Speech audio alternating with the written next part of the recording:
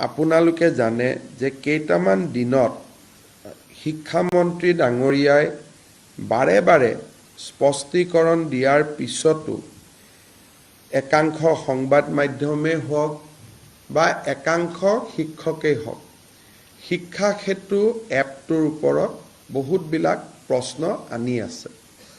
কিন্তু বহুত শিক্ষকে আমাক জনাইছে যে এপটোত কোনো সমস্যা নাই, কিন্তু তাৰ পিছতো একাংশ সংবাদ মাধ্যমত এই বিষয়ে যোৱা এটা বছৰ চৰ্চিত হৈ আছে। আমি এখন আজি চৰকাৰে কমিটি গঠন কৰিছোঁ। এই কমিটিখনত 3জন ব্যক্তি থাকিব। প্ৰফেচাৰ পৰমেশ্বৰ আয়াৰ, তেখেত ডিন IIT গুৱাহাটী,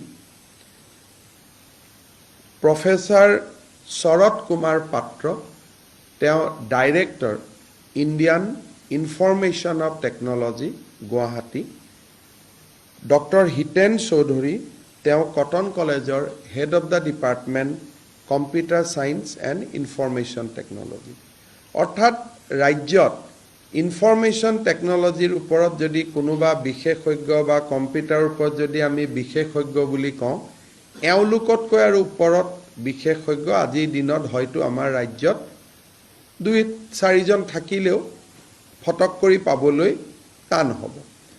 এই 3জন ব্যক্তি আৰু য'ত director elementary education will be the member secretary.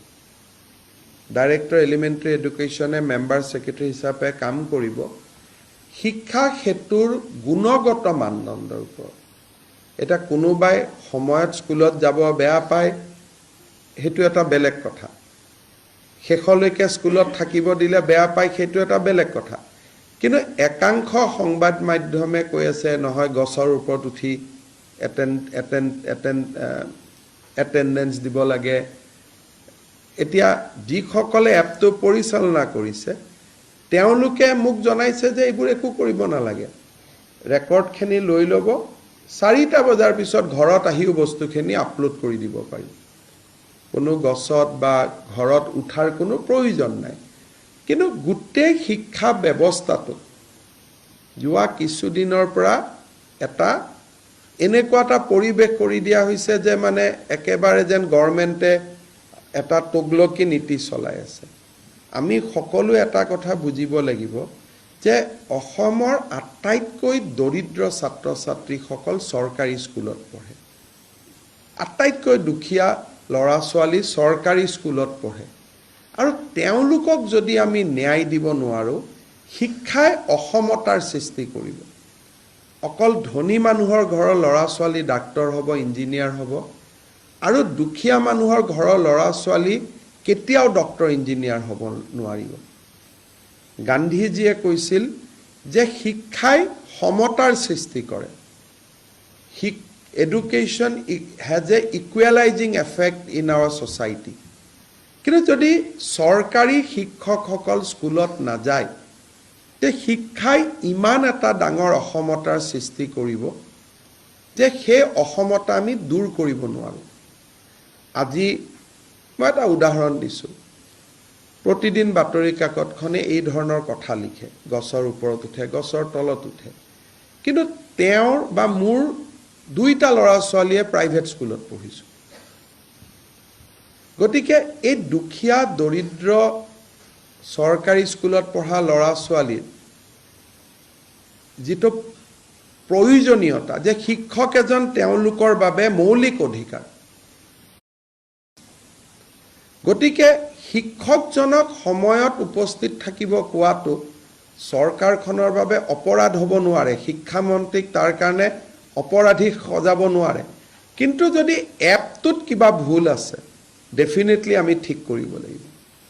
যদি এপটোত সঁচাই গছৰ ওপৰত উঠিহে এপটোত পৰীক্ষা দিব লাগে, এটেণ্ডেঞ্চ দিব লাগে, দেন শিক্ষা বিভাগে তাৰ উত্তৰ ডেফিনেটলি দিব লাগিব।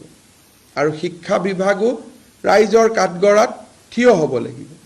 সেইকাৰণে মই অসমৰ শিক্ষক সমাজক অনুৰোধ কৰিম যে যিসকলে এপটোৰ গুণগত মানদণ্ডৰ ওপৰত প্ৰশ্ন কৰিছে তেওঁলোকে ডাইৰেক্টৰ এলিমেণ্টাৰী এডুকেশ্যনৰ ওচৰত তেওঁলোকৰ অভিজ্ঞতাখিনি লিখি দিলে এই তিনিওজন কমিটি যি তিনিখন কমিটি আছে ডক্টৰ পৰমেশ্বৰ আয়াৰ তেওঁ গুৱাহাটী IITৰ dean doctor Sarat Kumar Patra director Indian Institute of Information Technology Guwahati আৰু doctor Hiten Choudhury head of the department of Cotton College computer science আৰু ইনফৰমেশ্যন টেকনলজিৰ HOD এই তিনিওজন ব্যক্তিয়ে স্কুলবিলাকতো যাব এপটো নিজে চলাই চাব তাত কিবা ভুল আছে নেকি আৰু শিক্ষকসকলৰ কথাও শুনিব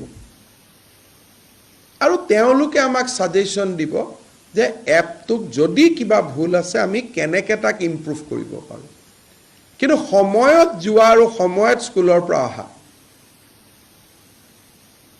ইলেকশ্যনত লাগিলে আমাক ভোট দিয়কে বা নিদিয়ক সেই বেসিক নিডটোত আমি কম্প্ৰমাইজ কৰিব নোৱাৰোঁ কাৰণ সি যদি কৰোঁ তেতিয়ালে আমি মুখ্যমন্ত্ৰী আৰু শিক্ষামন্ত্ৰীৰ আসনত বহাৰ আমাৰ কোনো অধিকাৰেই নাথাকিব কাৰণ আমি ইয়াতে অসমৰ লাখ লাখ চৰকাৰী বিদ্যালয়ত পঢ়া দৰিদ্ৰ শিক্ষাৰ্থীসকলৰ বাবে আমি ৰাজনীতি কৰিছোঁ গতিকে আমি যদি বেসিক কথাটোত কম্প্ৰমাইজ কৰোঁ তেতিয়ালে আমি ৰাজনীতি কৰিবই নোৱাৰোঁ কিন্তু যদি এ সেকশন অফ টিচাৰ্স তেওঁলোকৰ যদি সঁচাকৈয়ে কিবা অভিযোগত মেৰিট আছে তাক শুনাটো আমাৰ দায়িত্ব তাক শুনা তাক নিৰাময় কৰা আমাৰ দায়িত্ব গতিকে মই ৰাজ্যৰ শিক্ষক সমাজক আমাৰো ভুল থাকিব পাৰে মই নকওঁ যে আমি একেবাৰে ভুল কৰিব নোৱাৰা মানুহ আমাৰো ভুল থাকিব পাৰে কিন্তু এপটোৰ যদি গুণগত মানদণ্ডৰ ওপৰত কিবা ক'বলগীয়া আছে তেওঁলোকে ক'ব পাৰিব আৰু এই তিনিওজনীয়া কমিটিক মই ৰাজ্যৰ তিনিখন চৰৰ বিদ্যালয়ত গৈ চৰ চাপৰি বিদ্যালয়ত গৈ তিনিখন পাহাৰৰ বিদ্যালয়ত গৈ তিনিখন পাহাৰ তিনিখন চৰ আৰু তিনিখন আমাৰ একেবাৰে পিছপৰা অঞ্চলৰ স্কুলত গৈ এপখিনি ৰাতিপুৱা সেই সময়টোত নিজে ব্যৱহাৰ কৰি আমাক পৰামৰ্শ দিবলৈ মই আহ্বান জনাইছোঁ কমিটিখনৰ লগত ময়ো কথা পাতি ল'ম জুলাই মাহৰ 31 তাৰিখলৈকে যেহেতু গৰম বন্ধ থাকিব সকলো শিক্ষকক এই কমিটিত মই তেওঁলোকৰ অভিজ্ঞতা কমপ্লেইন দিবৰ বাবে মই অনুৰোধ কৰিম অহা কালি বা পৰহি পেপাৰত ইমেইল একাউণ্ট আদি কমিটিয়ে দি দিব আৰু আমি নিৰপেক্ষভাৱে এই কমিটিখনৰ প্ৰতিবেদন অহা 1 ছেপ্টেম্বৰত ৰাইজৰ আগত আমি প্ৰকাশ কৰিম যে কিবা যদি বেয়াও দেখিছে এপটোত আমাক কি ক'ব তেওঁলোকে ক'ব যে দুটা আৰু ইয়াত প্ৰভিজন সোমাই লওক দুটা ভাল সফটৱেৰ আনক ভাল কৰক ভাল কৰাটো আমাৰ কোনো আপত্তি নাই সো উইল ডু দ্যাট মই ভাবোঁ যে এই ব্যৱস্থাৰ পিছত ৰাজ্যৰ শিক্ষা ব্যৱস্থা যোৱা এটা বছৰ ধৰি যিকোনো কাৰণতে সৃষ্টি হৈ থকা তিক্ততাৰ অৱসান ঘটিব আৰু শিক্ষামন্ত্ৰী ৰনোজ পেগু ডাঙৰীয়াৰ লগতো মই কথা পাতিছোঁ তেওঁ কৈছে যে মোৰ কোনো আপত্তি নাই মুখ্যমন্ত্ৰীয়ে যদি এনেকুৱা কমিটি এটা গঠন কৰি দিয়ে মই আদৰণি জনাম আৰু এই কমিটিটো শিক্ষা বিভাগৰ পৰিৱৰ্তে মই নিজে পিক কৰিছোঁ যাতে ই সম্পূৰ্ণ নিৰপেক্ষ